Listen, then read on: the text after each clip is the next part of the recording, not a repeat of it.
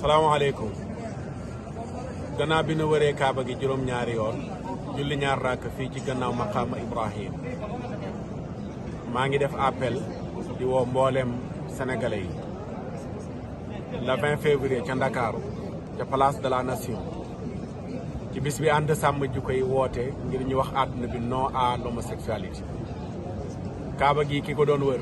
ak ñi ko doon wër ginnaawam mu yonent Yàlla Muhammad sallallahu alayhi wa sallam ay saxaabaam ak mboolem ñu baax ñi dañoo bañoon lu bon lii di ngóor jigéen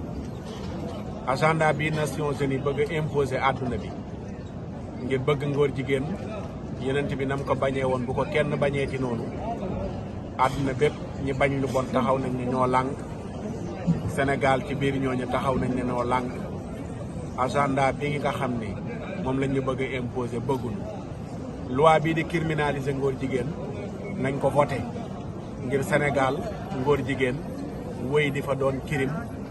nim doonee crime ci diine l'islam man Makhtar Sarr maa ngi taxaw fii ci Màkka ci Kaaba gi di woo àdduna bépp le 20 février ca place de la nation ci bis bi ànd sàmm ji koy woote 9h ci suba jàpp 14h bu ko kenn wuute wa salaam